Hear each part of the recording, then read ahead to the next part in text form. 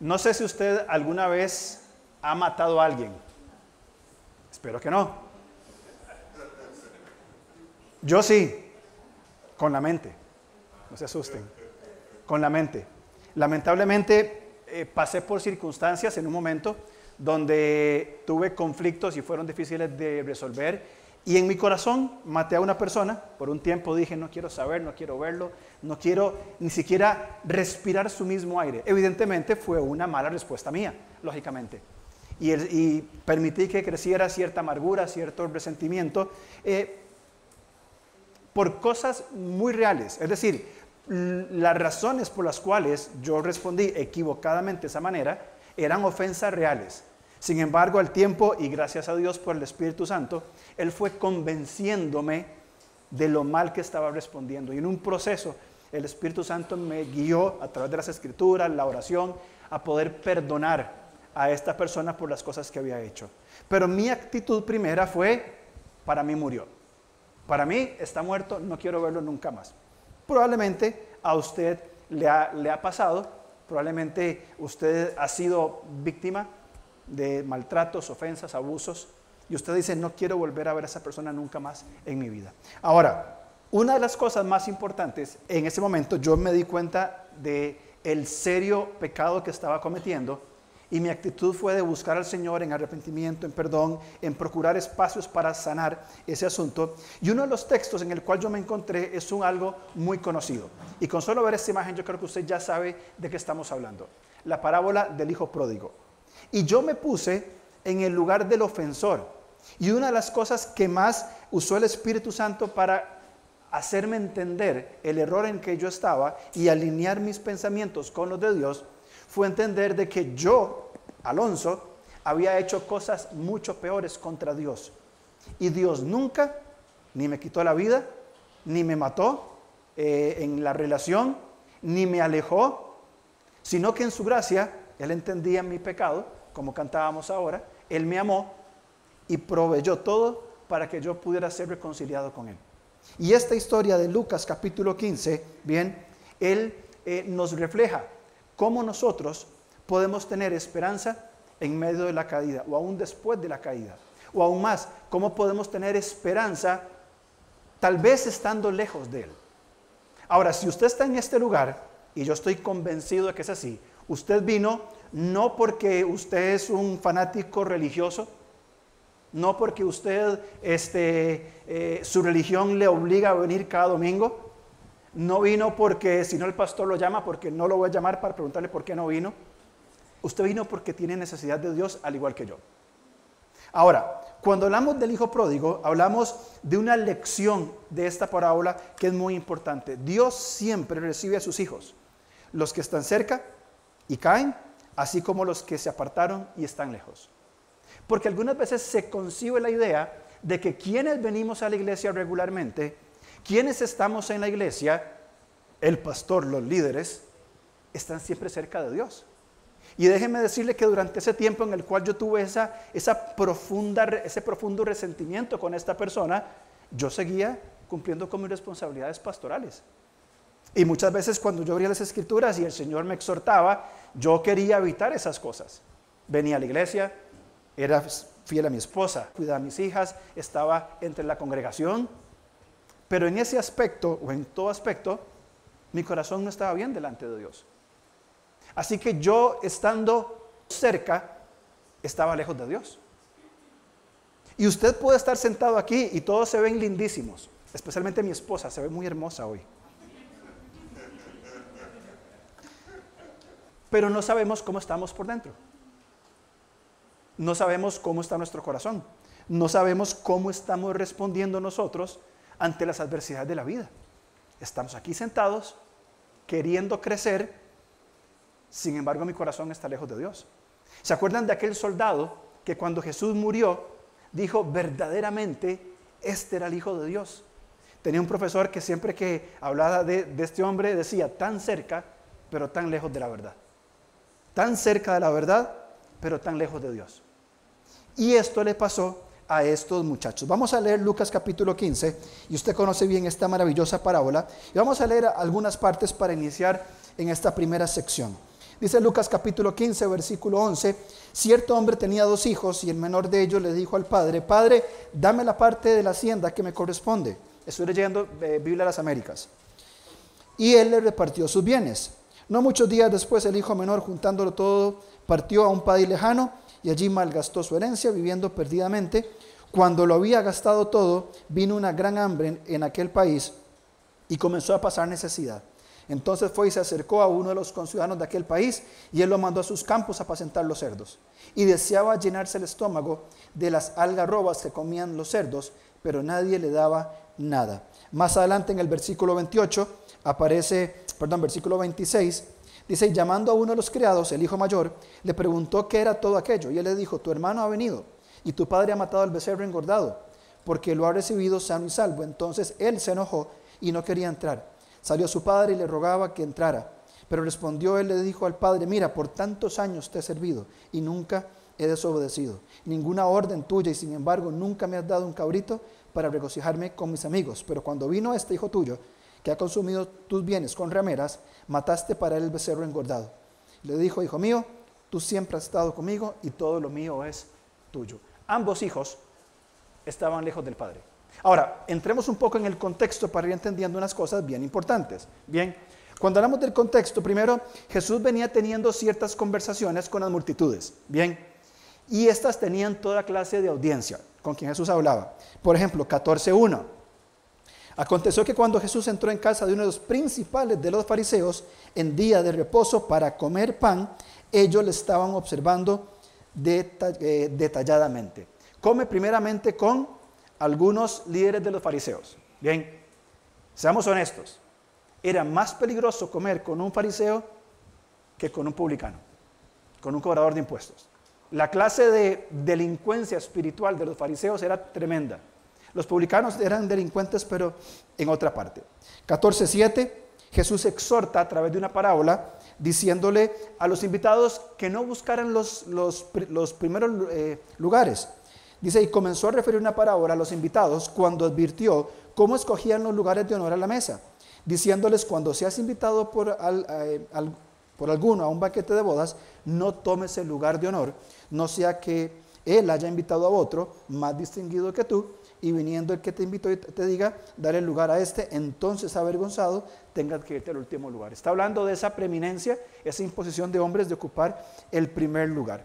En el capítulo 15, versículo 1, fíjense la audiencia que tenía, todos los recaudadores de impuestos. ¿Se acuerdan que era un recaudador de impuestos, un publicano? Un recaudador de impuestos o un publicano era un judío que trabajaba para el imperio romano, cobrándole el impuesto a sus conciudadanos judíos y tomando ese dinero, una suma alta, le quitaba el dinero a su pueblo y la entregaba a los romanos. Estos publicanos mayormente tenían mucha plata. Por ejemplo, Zaqueo. Zaqueo tenía mucha plata, pero era un judío que había traicionado a su raza, bien, a su etnia, y estaba cobrándole impuestos al imperio que dominaba, a sus conciudadanos, para darlo a quienes los tenían conquistados. También entre ellos dice que estaban recaudadores de impuestos, que para los judíos un recaudador de impuestos era la peor lacra que podía haber. También estaban otros pecadores, otro tipo de pecadores. Se acercaban a Jesús para oírle. Y los fariseos y los escribas, bien, estos conocedores religiosos, estos humanistas como los escribas, murmuraban diciendo, este recibe a los pecadores y come con ellos. Bien, ahora fíjense las respuestas del mensaje de Jesús. Los pecadores se acercaban a Jesús, procuraban respuestas. Los fariseos y los demás murmuraban en cuanto al Señor. Fue criticado duramente. Vamos por favor a Mateo capítulo 9, versículo 9. Porque ahí vamos a hablar de un publicano muy conocido, un publicano muy interesante, y al final del mensaje vamos a volver también a este pasaje de Mateo capítulo 9, versículo 9 al 13. Dice así, cuando Jesús se fue de allí, vino a un hombre que se llamaba Mateo, sentado en la oficina de los tributos. Mateo estaba sentado en su puesto, en su mesita, en su oficina, sentado. Los judíos venían, lo veían con desprecio, le tiraban las monedas. Mateo cogía el dinero, lo guardaba y lo entregaba a Roma. Pasa Jesús y le dice, sígueme. y levantándose le siguió. Vamos a imaginarnos, y es lo que yo creo que sucedió, ya había Dios trabajado muchísimo en el corazón de Mateo, en su condición delante del Señor, en las cosas que hacía, y ese fue el momento oportuno cuando Jesús pasó lleno de gracia. Yo me imagino a Jesús sonriendo que le dice, Mateo, listo, sígueme. Y Mateo dejó todo, dejó la mesa, dejó la oficina, y dice en las Escrituras que se levantó y le siguió. Y sucedió que estando él sentado a la mesa en la casa de Mateo, y aquí muchos recaudadores de impuestos y pecadores llegaron y se sentaron a la mesa con Jesús y con sus discípulos. Y cuando vieron esto, los fariseos dijeron a sus discípulos, ¿por qué come vuestro maestro con los recaudadores de impuestos y pecadores? Al oír él esto, dijo, los que están sanos no tienen necesidad de médico, sino los que están enfermos.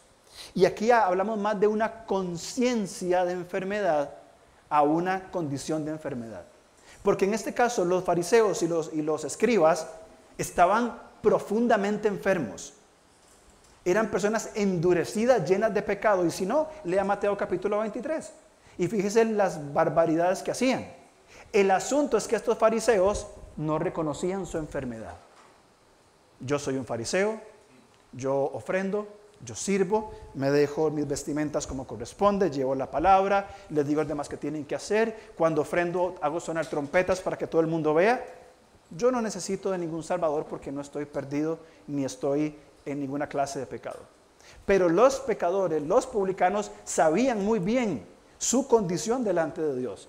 Y en Lucas capítulo 18 dice que el publicano se golpeaba el pecho diciendo, Señor, sé propicio a mí que soy un gran pecador.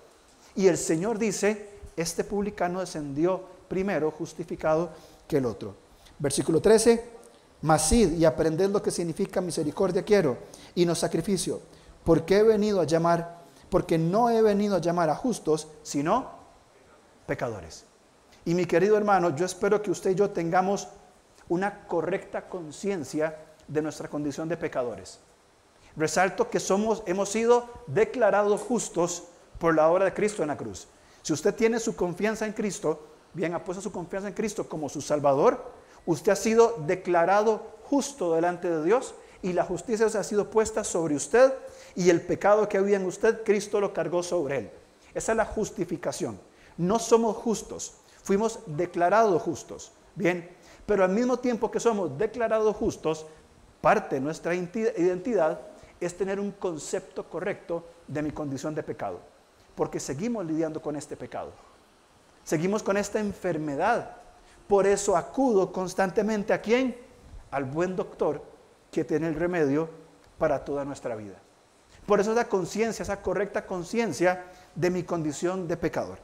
Hablemos un poco de los personajes, porque aquí hay 3 personajes principales que nos van a dar el panorama de esta parábola muy importante. Bien, en primer lugar hablamos del hijo menor. Muy bien, hablemos del hijo menor, murmuremos del hijo menor, que no hay ningún problema. Bien, esta es la figura del que murió, del que se alejó, pero fue restaurado. El hijo oportuno mató a su padre en su corazón. El hijo pródigo mató a su padre en su corazón. Padre, mi herencia, pero hijo, no he muerto, no me interesa. Quiero mi hacienda, mi porción de riquezas, todo lo que me corresponde. Para mí, papá, usted está muerto. Dice Efesios capítulo 2 que nosotros estamos muertos en delitos, o quien no está en Cristo está muertos en delitos y pecados. Trató a su padre como si estuviera muerto. Papá, no me interesa. Pasó de gran riqueza a la más grande miseria. De tener todo lo que quería, necesitaba y demás, a estar sentado un judío en una tierra gentil, deseando lo que el animal más bajo y más inmundo se alimentaba, con unas cochinadas, deseaba comer las cochinadas. Esa correcta condición de pecado fue lo que produjo que este hijo menor se arrepintiera. Si usted y yo no somos conscientes de nuestra distancia con Dios, no va a haber espacio para el arrepentimiento. Si yo digo, estoy bien con Dios, yo hago esto, mucho cuidado. Pero si reconocemos, Señor, necesito seguir trabajando en esta. Padre, necesito madurar. Padre, hay un pecado que me está lastimando. Hay actitudes que tengo que no son correctas. Y soy consciente de esa condición. Y vengo al Padre, bien, va a haber un espacio correcto para el arrepentimiento. Ahora, ¿por qué hablamos de arrepentimiento? Fíjese versículo 17. Dice, entonces, volviendo en sí. Esta es la frase clave de la parábola. Volviendo en sí, dijo, pero ¿qué estoy haciendo? Yo me estoy muriendo de hambre, deseando comer las porquerías que comen los cerdos, y en mi casa, mi padre, en la riqueza de mi padre, los más bajos tienen un alimento digno. Cuando usted y yo, mi querido hermano, estamos dando vueltas en las algarrobas del pecado, y espero que me entiendan lo que estoy diciendo, uno de los factores claves para ese arrepentimiento es entender la riqueza que el Padre tiene y lo que Él provee a sus hijos constantemente. Y no estoy hablando de recursos materiales, estoy hablando de la grandeza que tenemos en Cristo. ¿Cómo yo, siendo su hijo, voy a estar tan distanciado de Él? ¿Cómo yo voy a persistir en esa comida sucia y asquerosa de los cerdos, teniendo en casa a mi Padre todo lo que requiero? Pero también Él entendió, por supuesto, su figura como pecador. Ahora, hablemos del Padre. Bien, el Padre es el personaje principal. Bien, es el personaje principal de esta parábola. Y el Padre da libertad sabiendo lo que pasaría.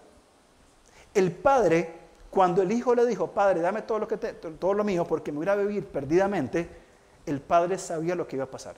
¿Vas a hacer eso? ¿Estás seguro? Mira que va a pasar esto, esto, esto y esto. No me interesa. Muy bien. Romanos capítulo 1, versículo 21 al 24, 26 y 28, dice que como ellos no tuvieron en cuenta a Dios, ¿qué hizo Dios? Dios los entregó.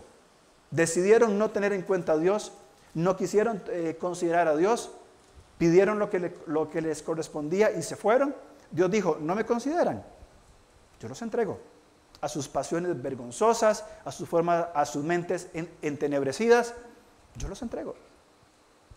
Ahora, este Dios no es el Dios que se sienta en un trono esperando para castigar. Cuando el hijo pródigo se va, el padre, y por favor entiéndame la figura, sale al pórtico, sale a la entrada de su puerta y está esperando que el hijo regrese. Está de pie esperando que el hijo regrese. Y dice, bueno, tal vez sea hoy el día en que este muchacho se dé cuenta de lo que está haciendo. Y se queda viendo al ocaso, al horizonte. Hoy no, tal vez mañana. Y vuelve a entrar a su casa y al día siguiente vuelve a salir y dice, bueno, tal vez hoy. Y un día efectivamente el hijo pródigo, que entiende su condición, va a volver. El padre no persigue al hijo. Bien, no sale corriendo, hijito, por favor, yo le doy todo lo que quiera, papito, pero quédese conmigo. ¿Se acuerdan los hijos de Elí? En 1 Samuel capítulos 1, 2 y 3. Las barbaridades que hacían. Y dice la Biblia que Elí ni siquiera mala cara les ponía. Sino que decía, pollitos, mis amores, no está bien que duerman con prostitutas en la entrada del templo, papito. No se puede hacer eso. Así era la exhortación que había. El padre está continuamente pendiente, el padre toma la iniciativa, él espera en la puerta, bien, y finalmente cuando viene ese harapiento muchacho revolcado en la miseria de los cerdos, con la cabeza baja, el padre corre, le abraza y le besa.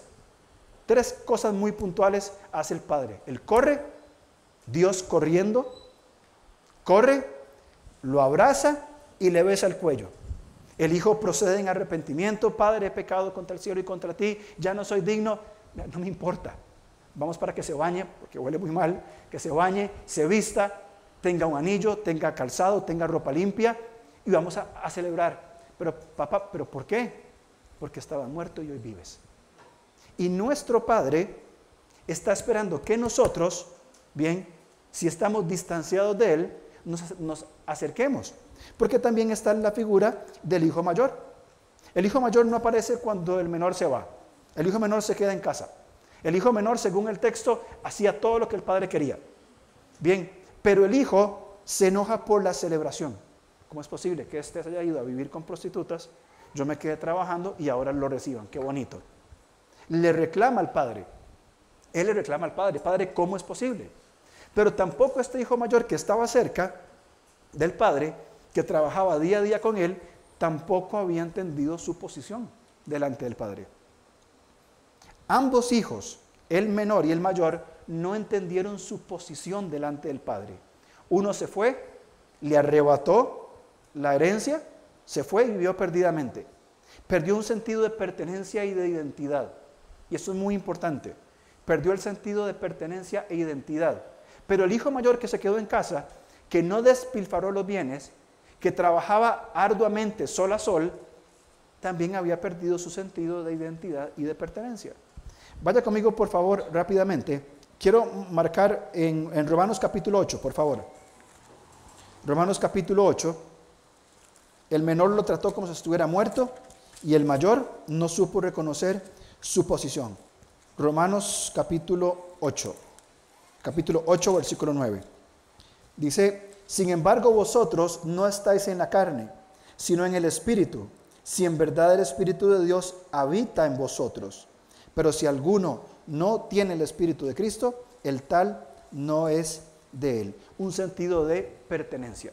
Si usted tiene el Espíritu Santo, si usted es creyente, ha puesto su confianza en Cristo, usted pertenece a Cristo. Bien, hay un sentido de pertenencia. Fíjese el versículo 17. Dice, leemos desde el 15, pues no habéis recibido un espíritu de esclavitud para volver otra vez al temor, sino que habéis recibido un espíritu de adopción como hijos. Esto es fundamental. Nosotros no somos huérfanos. Hemos recibido por medio de la adopción nuestra condición como hijos, por el cual clamamos, Abba Padre.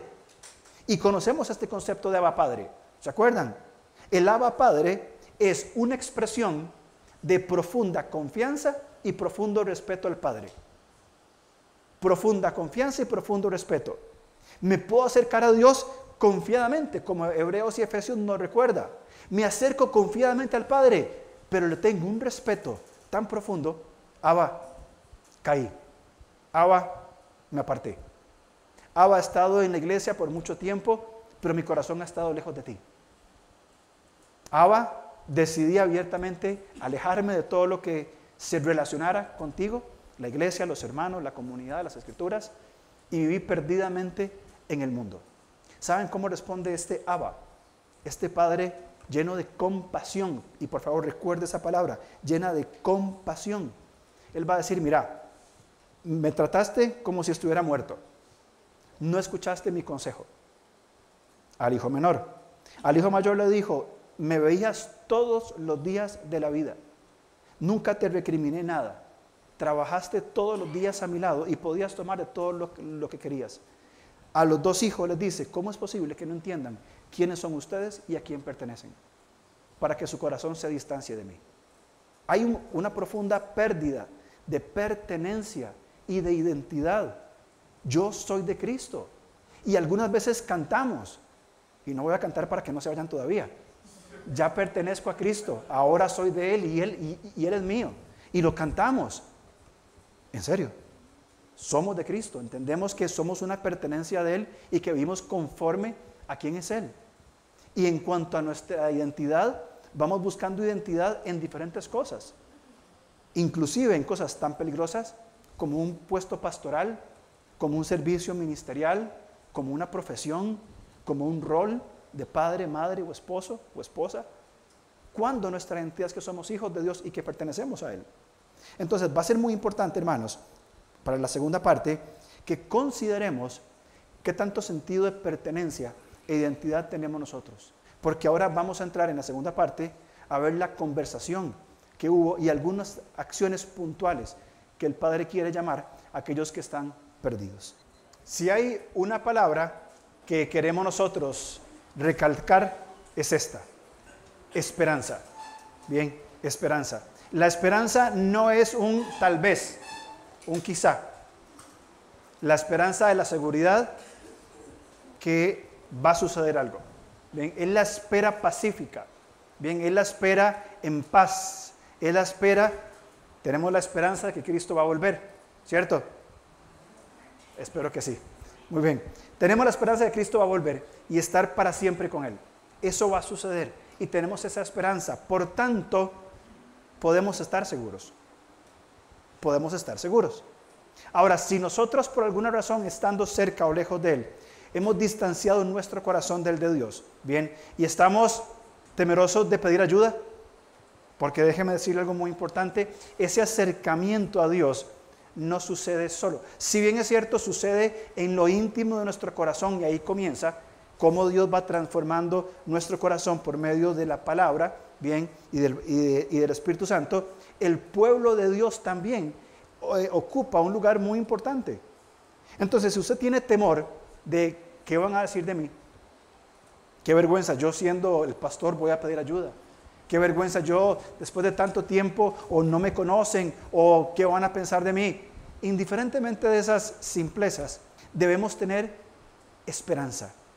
¿Cuál es la esperanza? Que un corazón contrito y humillado no despreciarás tú, oh Dios. Salmo 53 o 51, no me acuerdo, por ahí anda. Dios no nos va a rechazar.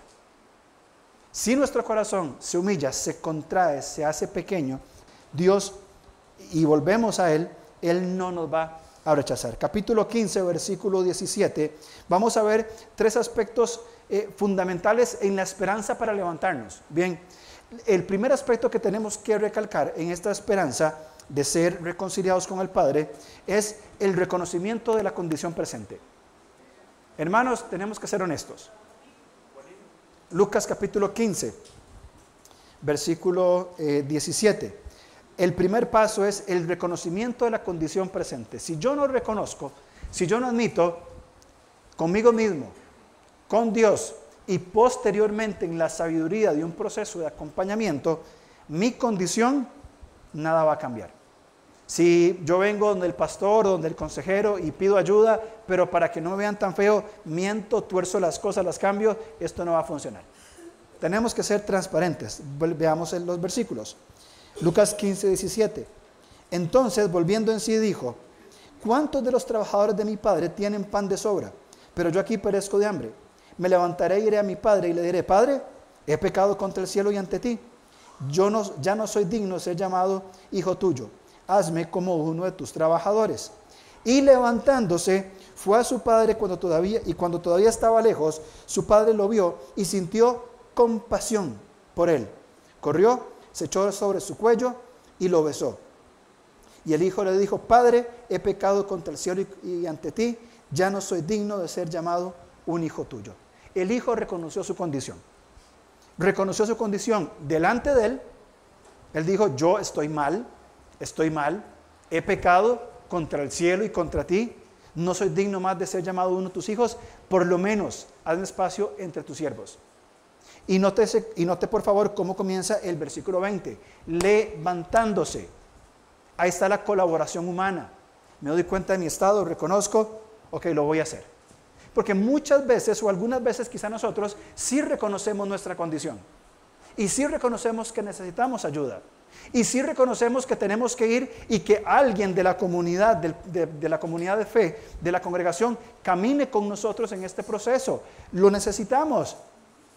Pero es que me da vergüenza, es que qué van a decir, es que me van a quitar el ministerio y un montón de ideas absurdas que no tienen lugar en un verdadero arrepentimiento.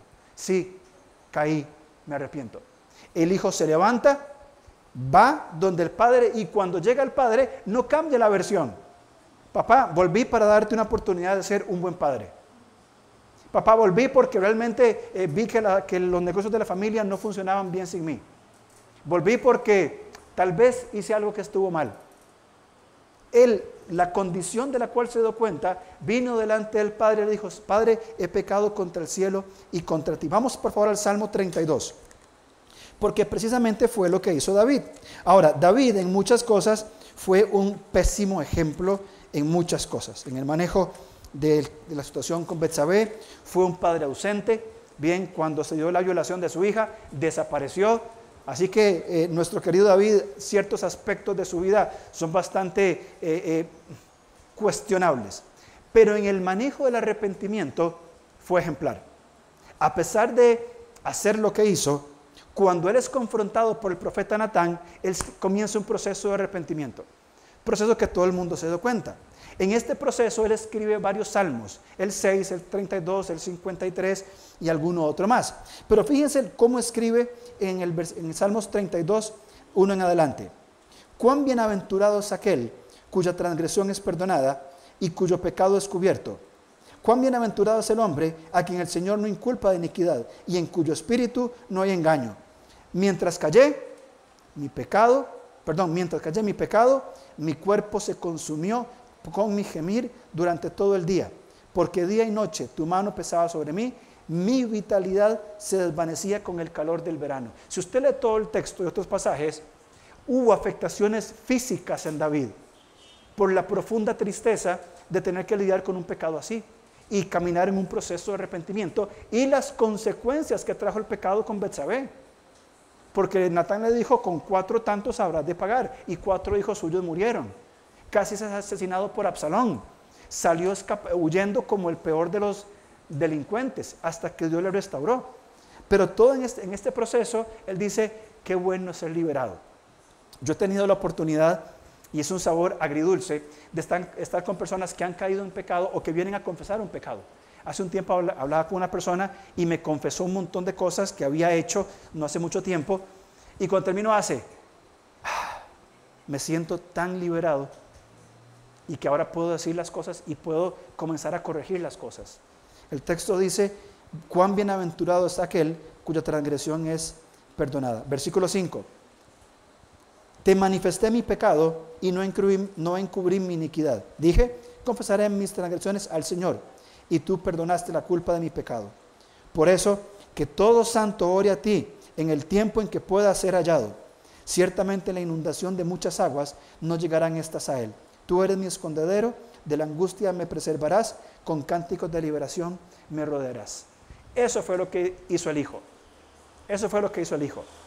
Voy y confieso mi pecado delante del Padre. Hay una dinámica, un paradigma interesante en las Escrituras de la relación arrepentimiento-compasión. Es muy interesante, principalmente en los textos proféticos, y si leen Isaías, Jeremías, por ahí, comiencen a notar esa relación, arrepentimiento y compasión de Dios. Porque Dios habla, justamente voy a castigar, disciplinar por su pecado, y el pueblo se arrepiente. Él dice, aunque hicieron esto, voy a ser un padre compasivo.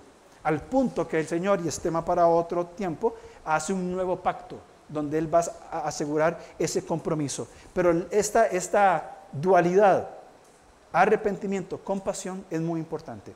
Pregunto, así, directamente, ¿hay algún pecado que tenemos que confesar a Dios? ¿Hay alguna práctica pecaminosa que está siendo consistente en mi vida y que yo necesito confesarla a Dios en un genuino arrepentimiento buscando su compasión?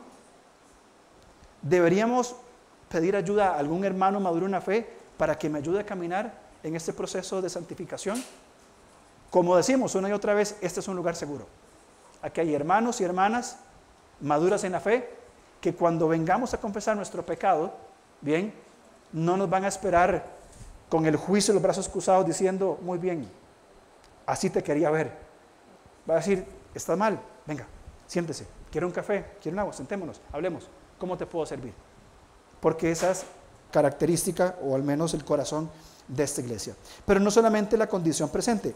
Salmo 51, también quiero leerlo, que es parte de la confesión que hizo David en este maravilloso salmo.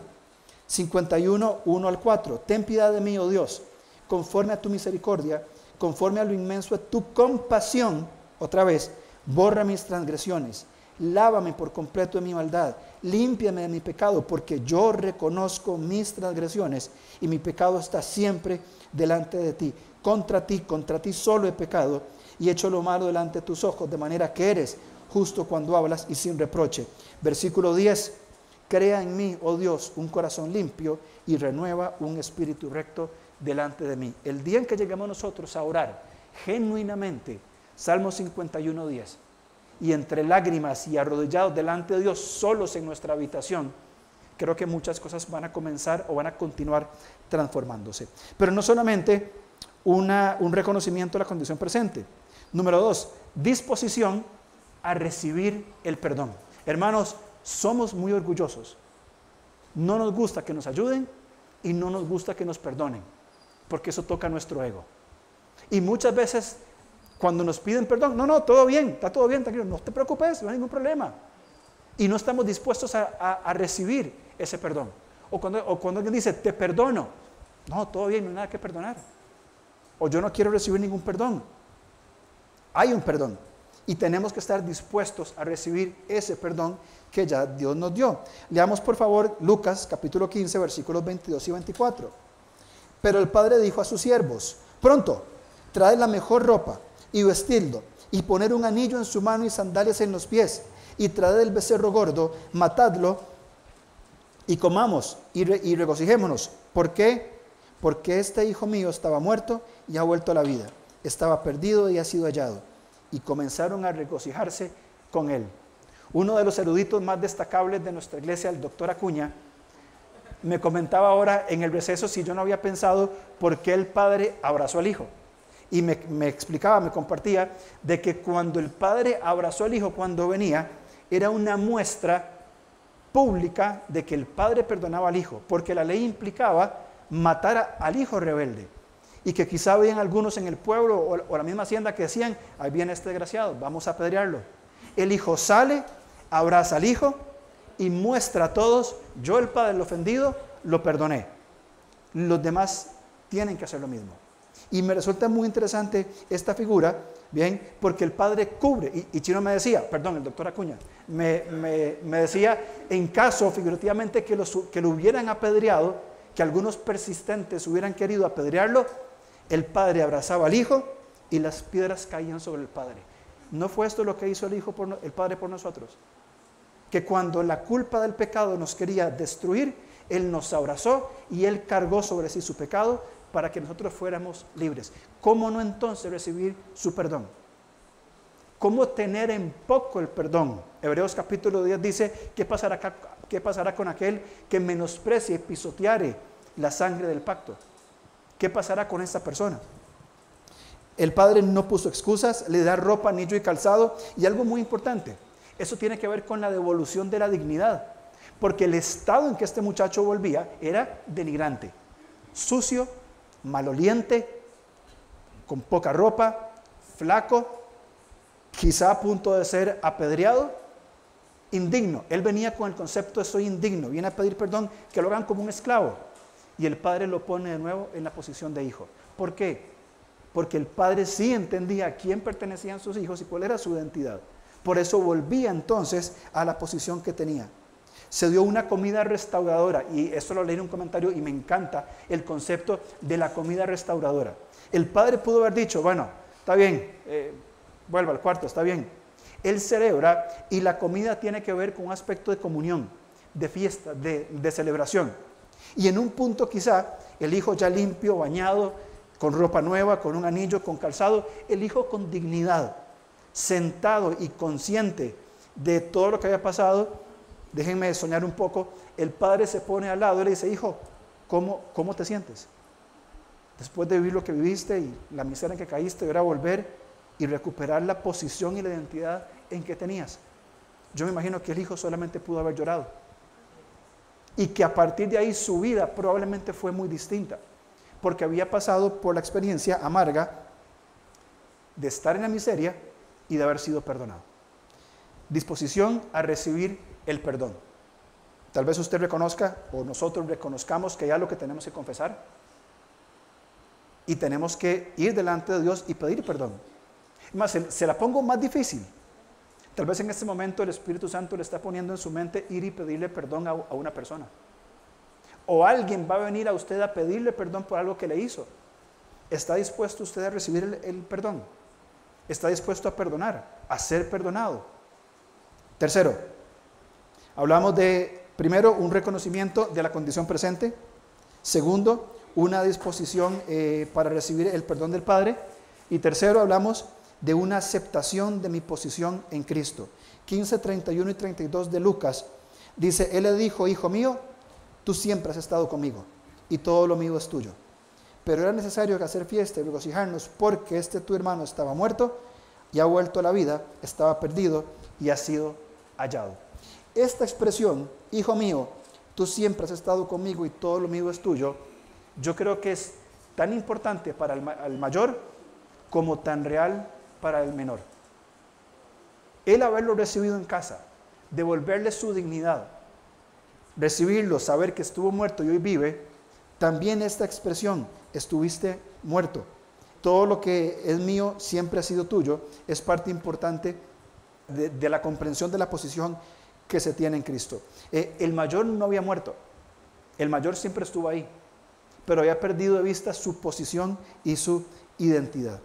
¿Cuál es entonces la lección de la parábola?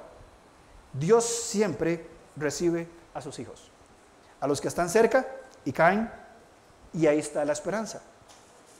Si caemos hoy, hermanos, que potencialmente tenemos ese escenario, si caemos hoy, ¿somos conscientes de que podemos volver a casa del Padre? Si pecamos, si fallamos, si estamos en un patrón de pecaminosidad ya predeterminado, ya planeado con anterioridad, y entendemos que es necesario en arrepentimiento volver al Padre, ¿sabemos que lo podemos hacer? Una vez alguien me decía, yo sé, yo entiendo, pero tengo vergüenza con Dios. Tengo vergüenza con Dios de volver a casa. Y yo le dije, con todo mi amor del mundo, te da vergüenza volver a casa, pero no te da vergüenza vivir en las condiciones que estabas viviendo. Y no te da vergüenza persistir en esa forma de vida. Es menos vergüenza. ¿Y vergüenza con quién? Ay, no, con Dios.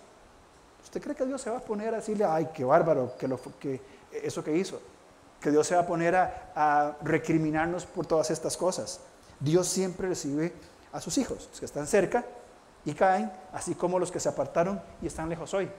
Cuando estaba leyendo esos textos y preparando, y quiero invitarlo a esto, vinieron a mi mente muchas personas que no están aquí hoy y que tendrían que estar aquí y que tomaron la decisión de distanciarse no de la iglesia, de Dios, y que hoy están viviendo lejos de Dios. Y veo veo caras, recuerdo nombres, recuerdo momentos, y pasa por mi corazón un genuino dolor. De hecho, tomé la decisión, pensé cuando vuelva a mis vacaciones, no antes, ir a tomar un café con una de estas personas y decirle, mira, ¿cómo estás? No te pido que vuelvas a la iglesia, no, quiero saber cómo estás. Porque hay mucha gente que debería estar aquí sentada, o en alguna iglesia. Porque hay gente que tendría que estar cerca de Dios y hoy conociéndolo, están lejos de Él. Ese es el sentido que tenemos que tomarle a este texto porque es sumamente importante. Vamos por favor a Mateo capítulo 9, versículo 9. Y se acuerdan que hablamos sobre nuestro querido Mateo.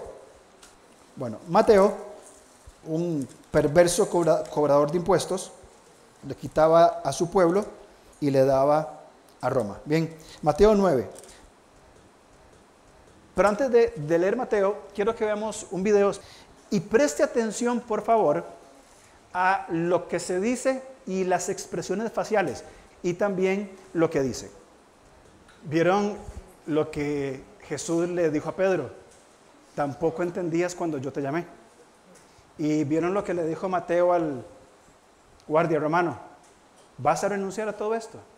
Sí. Ahora, cuando yo veo este corto, veo reflejado en Mateo ese hijo pródigo que se fue lejos, distante, traicionando su fe, traicionando a su Dios, enemistado con su familia, y Jesús lo reconcilia.